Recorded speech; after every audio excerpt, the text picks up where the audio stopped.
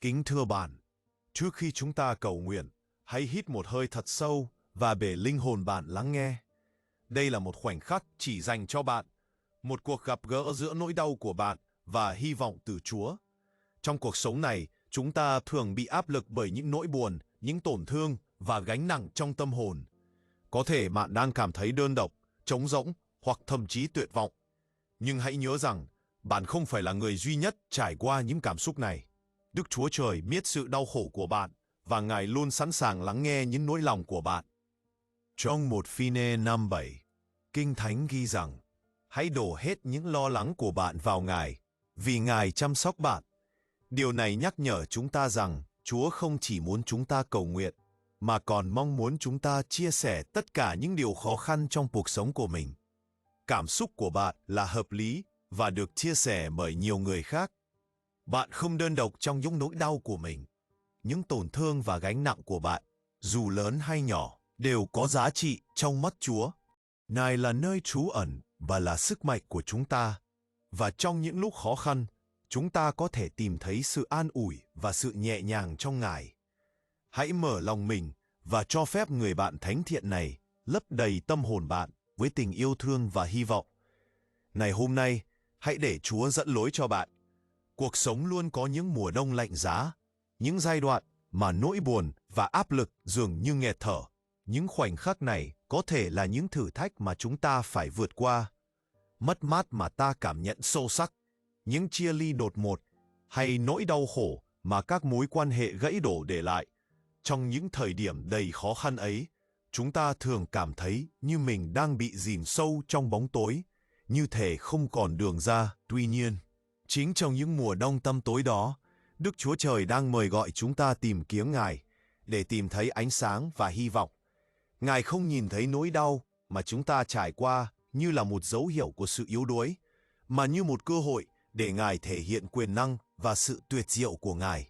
Trong Ê-sai 41:4 có viết, chớ sợ vì ta ở cùng con, chớ lo lắng vì ta là Đức Chúa Trời của con. Ta sẽ ban cho con sức mạnh và ta sẽ giúp đỡ con. Ta sẽ nâng đỡ con bằng tay hữu của ta, sự công bình. Điều này có nghĩa là không có gì có thể tách rời chúng ta khỏi sự hiện diện của Chúa. Ngài sẽ luôn đồng hành cùng bạn, bất chấp những cảm xúc mà bạn đang trải qua. Khi bạn phải đối mặt với những ngày mà ánh sáng dường như lụi tàn, đừng quên rằng Chúa luôn ở bên bạn. Đừng bao giờ để nỗi buồn làm bạn mất tầm nhìn. Hãy tin rằng trong những lúc khó khăn nhất, Ngài đang sử dụng cuộc sống của bạn để thực hiện những mục đích vĩ đại hơn mà có thể bạn chưa thấy được. Như trong câu chuyện của Jacob, người đã phải chịu đựng vô vàn đau khổ trong cuộc sống. Nhưng cuối cùng, Đức Chúa Trời đã biến nỗi buồn thành niềm vui. Bài học từ cuộc đời của ông dạy chúng ta rằng ngay cả những thời điểm khó khăn nhất cũng sẽ không kéo dài mãi mãi, và rằng sự tốt lành sẽ xuất hiện từ trong những thử thách. Inatanggap namin ang mga mensahe ng pag-asa mula sa iyong salita at nagpapasalamat kami na sa kabila ng lahat, ikaw ay ang Diyos na nagbubukas ng pinto para sa mas maliwanag na kinabukasan. Ipinagpapasalamat namin ang mga pagkakataon na kami ay may isang Ama na handang makinig. Hayaan mong ang aming mga panalangin na umabot sa iyo, na lumagpas sa mga hadlang ng lungkot at pangamba, at kami ay magbigay diin sa aming mga pangarap at yanig na mga boses. Dalangin namin, O Diyos, na ang bawat pahayag na ito ay makaabot sa iyong puso na puno ng pag-unawa at pag-ibig. Ipinapahayag ko ang mga pangakong ito mula sa iyong puso na mahal na ako. Isang mahal na pag-asa ang bumabalot sa amin.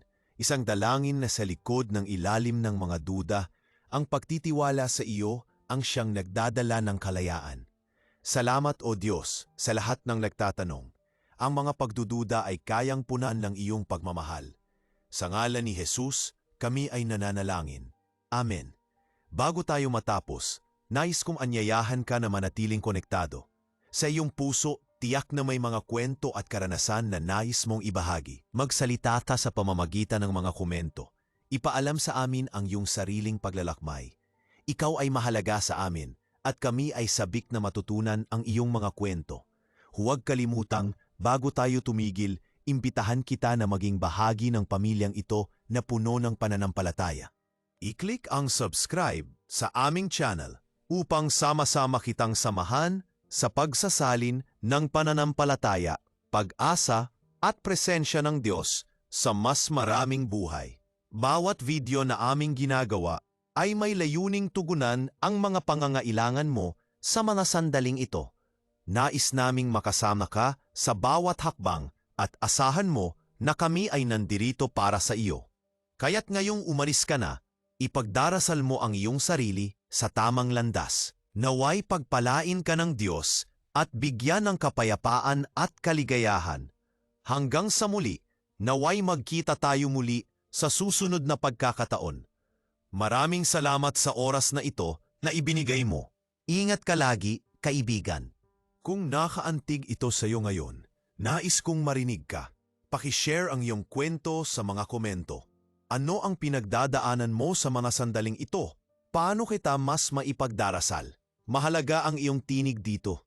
At kung naghahangad kang lalong mapalapit sa Diyos, nais kong ipaalam sa iyo na may inihanda akong bagay na makatutulong talaga sa iyong paglalakbay.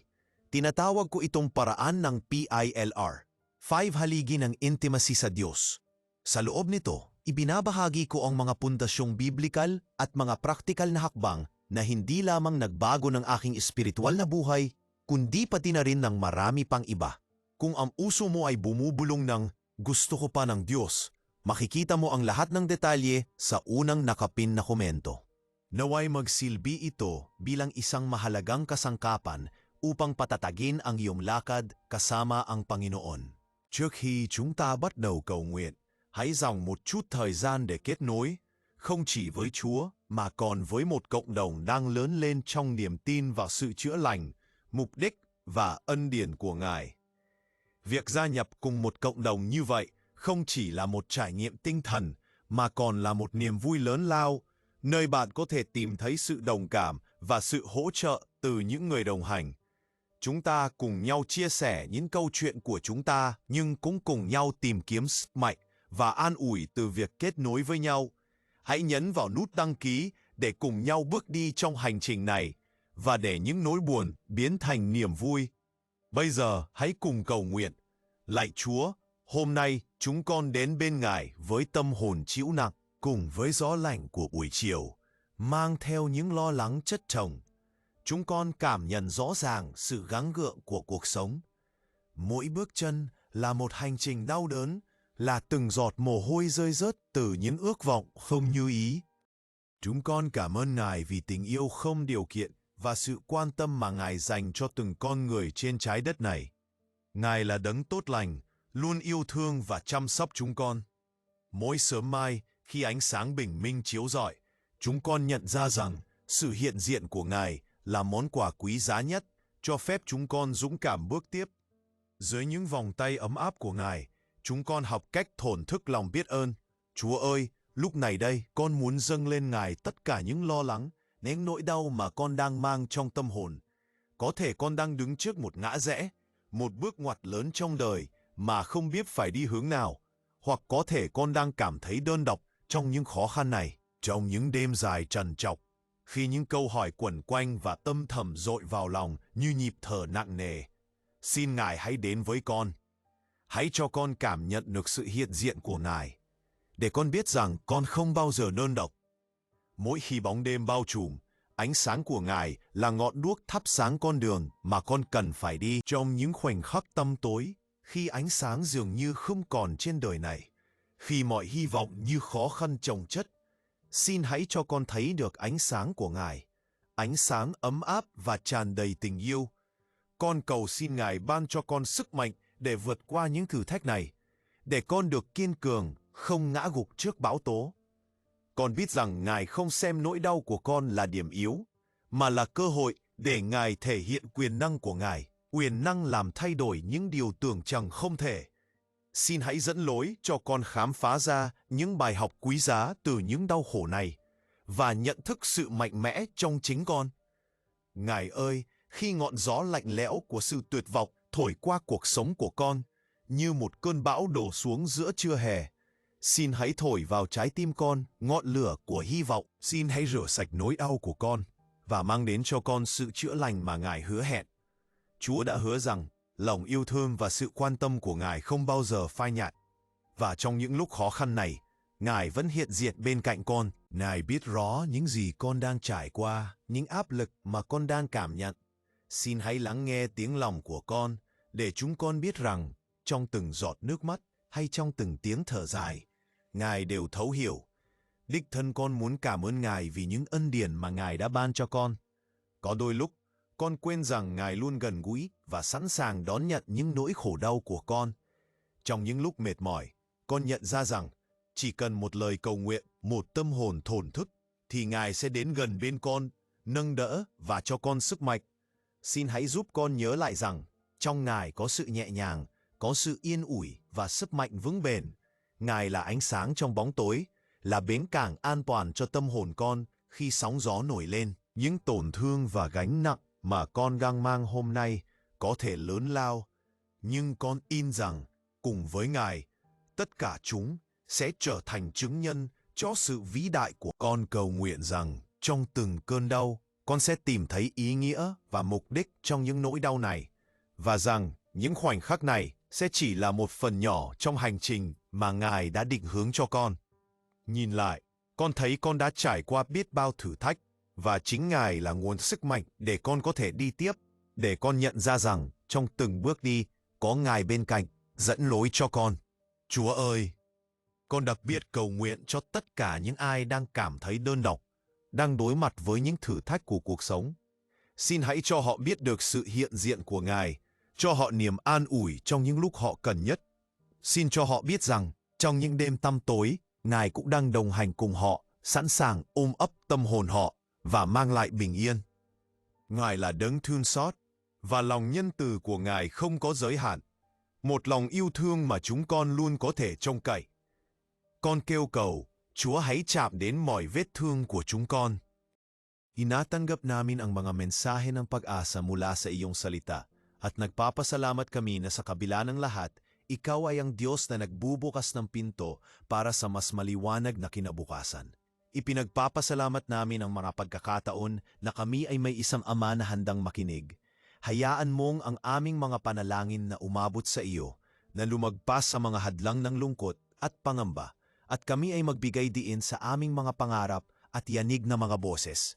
Dalangin namin, O Diyos, na ang bawat pahayag na ito ay makaabot sa iyong puso na puno ng pag-unawa at pag-ibig. Ipinapahayag ko ang mga pangakong ito mula sa iyong puso, na mahal na ako. Isang mahal na pag-asa ang bumabalot sa amin. Isang dalangin na sa likod ng ilalim ng mga duda, ang pagtitiwala sa iyo ang siyang nagdadala ng kalayaan. Salamat o Diyos sa lahat ng nagtatanong. Ang mga pagdududa ay kayang punan ng iyong pagmamahal.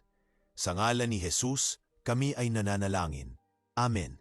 Bago tayo matapos, nais kong anyayahan ka na manatiling konektado. Sa iyong puso, tiyak na may mga kwento at karanasan na nais mong ibahagi. Magsalita ka sa pamamagitan ng mga komento. Ipaalam sa amin ang iyong sariling paglalakbay. Ikaw ay mahalaga sa amin, at kami ay sabik na matutunan ang iyong mga kwento. Huwag kalimutang, bago tayo tumigil, imbitahan kita na maging bahagi ng pamilyang ito na puno ng pananampalataya. I-click ang subscribe sa aming channel upang sama-sama kitang samahan sa pagsasalin ng pananampalataya, pag-asa at presensya ng Diyos sa mas maraming buhay. Bawat video na aming ginagawa ay may layuning tugunan ang mga pangangailangan mo sa mga sandaling ito. Nais naming makasama ka sa bawat hakbang at asahan mo na kami ay nandirito para sa iyo. Kaya't ngayong umalis ka na, ipagdarasal mo ang iyong sarili sa tamang landas. Naway pagpalain ka ng Diyos at bigyan ng kapayapaan at kaligayahan. Hanggang sa muli, naway magkita tayo muli sa susunod na pagkakataon. Maraming salamat sa oras na ito na ibinigay mo. Ingat ka lagi, kaibigan. Kung nakaantig ito sa iyo ngayon, nais kong marinig ka. Pakishare ang iyong kwento sa mga komento. Ano ang pinagdadaanan mo sa mga sandaling ito? Paano kita mas maipagdarasal? Mahalaga ang iyong tinig dito. At kung naghahangad kang lalong mapalapit sa Diyos, nais kong ipaalam sa iyo na may inihanda akong bagay na makatutulong talaga sa iyong paglalakbay. Tinatawag ko itong paraan ng PILR, 5 haligi ng intimacy sa Diyos. Sa loob nito, ibinabahagi ko ang mga pundasyong biblikal at mga praktikal na hakbang na hindi lamang nagbago ng aking espiritual na buhay, kundi pati na rin ng marami pang iba. Kung ang uso mo ay bumubulong ng gusto ko pa ng Diyos, makikita mo ang lahat ng detalye sa unang nakapin na komento. Naway magsilbi ito bilang isang mahalagang kasangkapan upang patatagin ang iyong lakad kasama ang Panginoon.